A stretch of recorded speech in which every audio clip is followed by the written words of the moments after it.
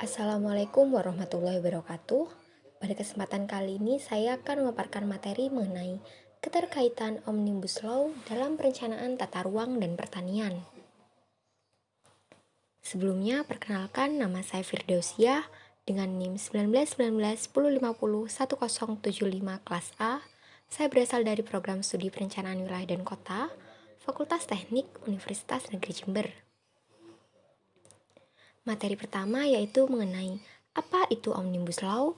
Istilah Omnibus Law pertama kali muncul dalam pidato pertama Bapak Joko Widodo setelah dilantik sebagai Presiden Republik Indonesia untuk kedua kalinya. Dalam pidatonya, Bapak Jokowi menyinggung sebuah konsep hukum perundang-undangan yang disebut dengan Omnibus Law.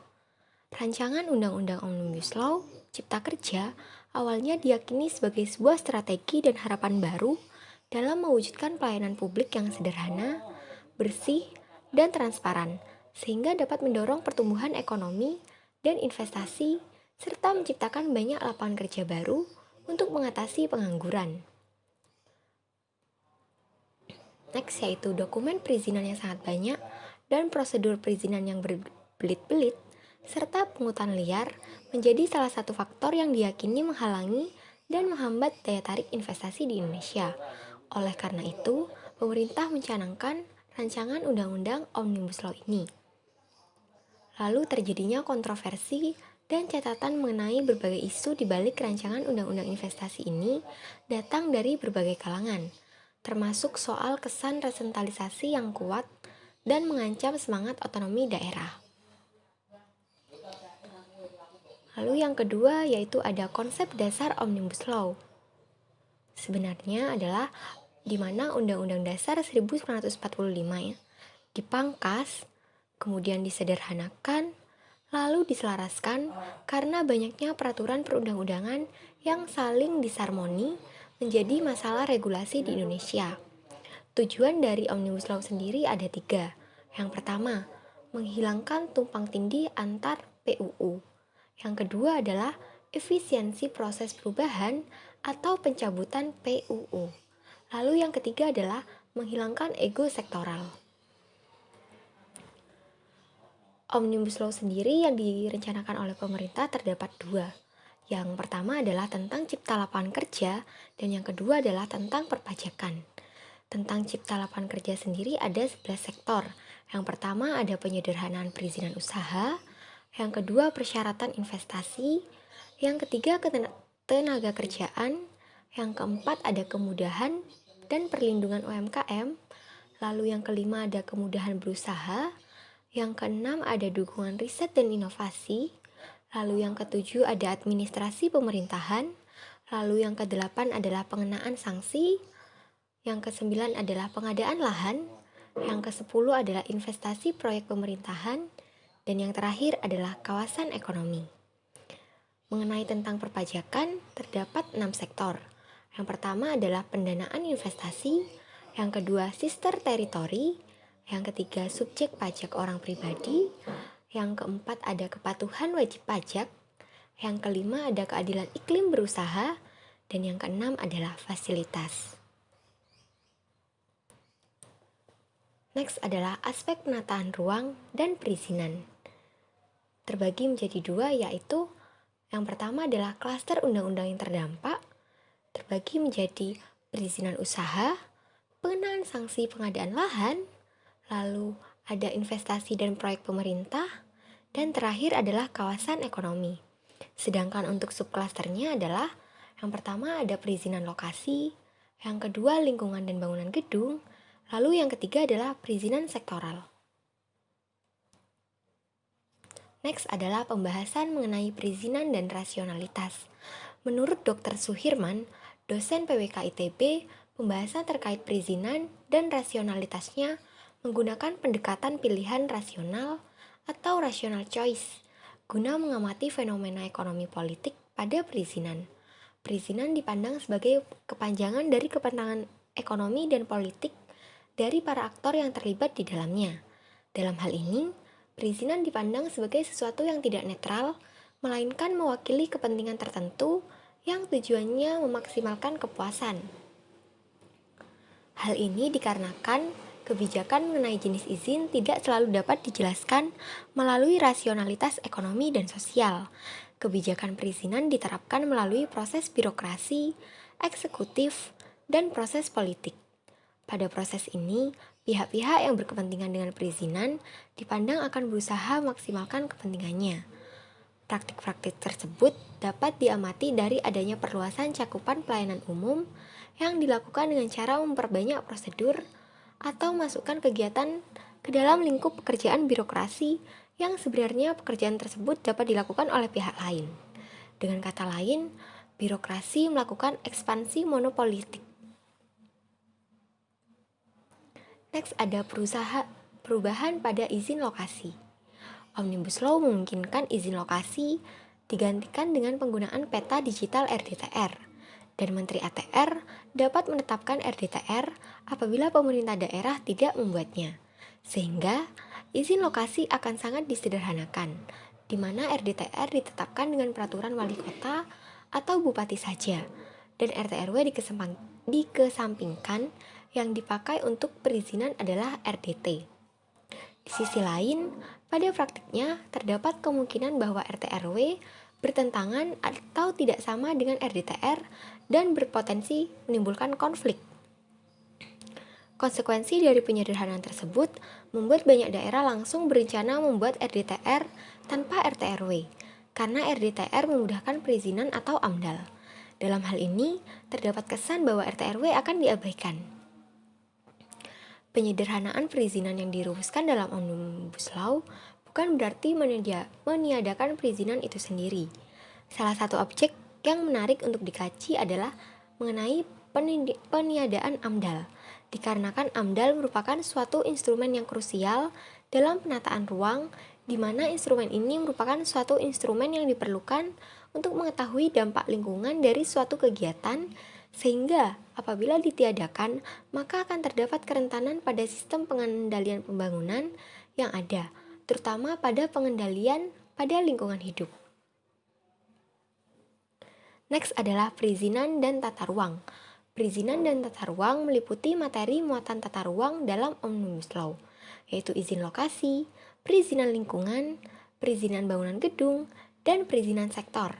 Pada Omnibus Law, dalam perizinan dan penataan ruang, perubahan ketentuan yang terkait dengan tata ruang dan perizinan perlu dilakukan secara cermat dan hati-hati. NSPK terkait pelaksanaan perizinan dan tata ruang perlu segera dilengkapi. Untuk hal tersebut, peraturan pelaksana di tiap kementerian harus segera disusun dan atau disesuaikan. Koordinasi antar kementerian harus diperkuat dengan fokus pada kepentingan umum, bukan ego sektoral. Apabila RDTR ditetapkan dengan perkada, maka perlu perda yang menyatakan sanksi berat untuk pelanggarannya. Untuk melengkapi perkada tersebut, perlu dipikirkan untuk perkada pengganti perda, sebagai analogi dengan perpu di tingkat nasional. Tanggapan mengenai perizinan sektor Omnibus Law, yang pertama ada, perizinan sektor perlu didasarkan pada NSPK yang jelas dan diikuti dengan konsisten, dengan sanksi yang berat bagi pelanggarnya. Lalu yang kedua adalah izin sektor yang bersifat izin usaha atau lisensi perlu dipisahkan dengan izin yang berkaitan dengan lokasi atau kualitas, atau biasa juga disebut dengan permit. Permit merujuk kepada RDTR atau NSPK terkait lokasi atau kualitasnya. Yang ketiga adalah perlu daftar kegiatan dengan risiko sedang atau tinggi pada setiap sektor dengan indikator pengukurnya adalah yang jelas dan mengikat. Risiko rendah bisa langsung mendapatkan lisensi dan permit jika sudah sesuai dengan RTR. Lalu yang keempat adalah adanya inspeksi harus dilaksanakan dengan rutin dan menyeluruh dengan membuka kesempatan peran masyarakat untuk melaporkan indikasi pelanggaran atau gangguan. Next adalah Omnibus Law pada sektor pertanian. Omnibus Law menyinggung 4 undang-undang penting sektor pertanian, yaitu yang pertama adalah Undang-Undang Nomor 18 Tahun 2012 tentang pangan. Yang kedua adalah Undang-Undang Nomor 19 Tahun 2013 tentang perlindungan dan pemberdayaan petani. Next adalah Undang-Undang Nomor 18 Tahun 2009 tentang peternakan dan kesehatan hewan. Lalu yang keempat adalah Undang-Undang Nomor 13 Tahun 2010 mengenai hortikultura. Sebagai jawaban atas putusan World Trade Organization atau biasa disebut dengan WTO, akibat kekalahan Indonesia dari gugatan Amerika Serikat, Selandia Baru, dan Brazil terkait kebijakan impor pangan, Amerika Serikat, Selandia Baru, dan Brazil menganggap keempat undang-undang tersebut menghambat produk ekspor mereka ke Indonesia. Lalu aturan impor di Indonesia masih dibatasi pada saat panen raya dan saat kebutuhan dalam negeri masih terpenuhi oleh produksi dan cadangan pangan nasional. Bagi negara-negara tersebut, hal ini dianggap bertentangan dengan ketentuan WTO yang mengharuskan Indonesia lebih longgar terhadap kebijakan impor pangannya. Ekonom dari Institute for Development of Economy and Finance, Bapak Bima Yudhistira, menilai Undang-Undang Omnibus Law Cipta Kerja lebih banyak memberi efek negatif pada sektor pangan. Menurut beliau, dengan dibukanya keran impor pangan, investor menjadi lebih mudah dalam mendatangkan produk yang diinginkan. Menurut Bapak Bima Yudhistira yaitu lebih ke negatif ya soal pangan, karena impor pangan dibebaskan dan tunduk pada tekanan WTO dari negara asal importir pangan. Petani sangat dirugikan dan ini bertentangan dengan semangat kemandirian pangan. Pemerintah membangun food estate, tapi faktanya impor pangannya malah lebih dipermudah. Dan ini adalah merupakan kesulitan bagi petani di Indonesia.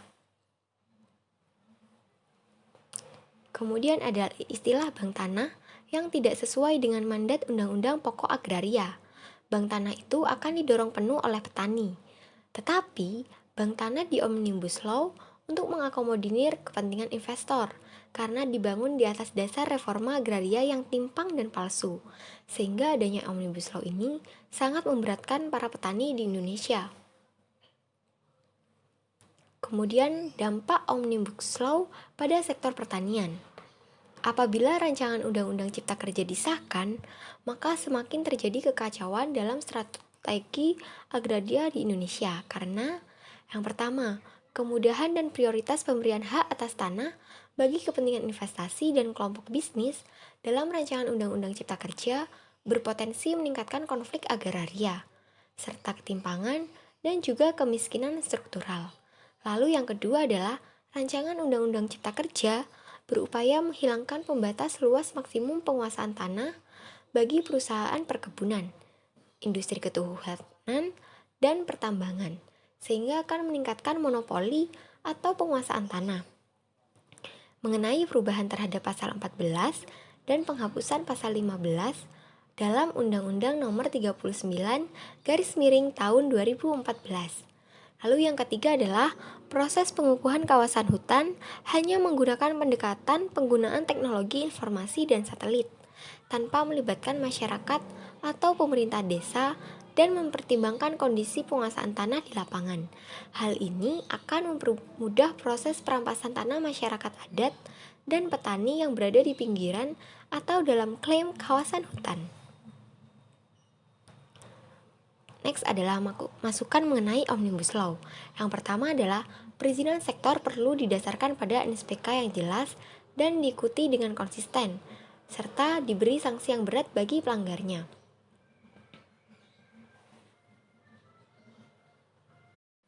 Kemudian ada izin sektor yang bersifat izin usaha atau lisensi perlu dipisahkan dengan izin yang berkaitan dengan lokasi atau kualitas. Permit merujuk kepada RTR atau NSPK terkait lokasi atau kualitas. Yang ketiga adanya perlu daftar kegiatan dengan risiko sedang atau tinggi pada setiap sektor pangan dengan indikator pengukurnya yang jelas dan mengikat, sehingga risiko rendah bisa langsung mendapatkan lisensi dan permit jika sudah sesuai dengan RTR. Lalu selanjutnya adalah inspeksi harus dilaksanakan dengan rutin dan menyeluruh dengan membuka kesempatan peran masyarakat untuk melaporkan indikasi pelanggaran atau gangguan. Next adalah pendapat saya mengenai Omnibus Law. Yang pertama, Omnibus Law sendiri ini mempersempit keterbukaan dan ruang partisipasi publik. Lalu yang kedua, bisa menambah beban regulasi jika gagal diterapkan. Lalu yang ketiga adalah memberikan ruang yang luas untuk impor yang akan mengurangi perlindungan terhadap produk di dalam negeri. Lalu yang keempat adanya penyederhanaan perizinan berusaha dikhawatirkan akan menghancurkan penataan ruang dan menurunkan standar lingkungan hidup di Indonesia. Lalu yang terakhir adanya kesempatan berusaha yang luas bagi badan hukum asing, sehingga perekonomian di Indonesia akan sedikit terhambat. Terima kasih.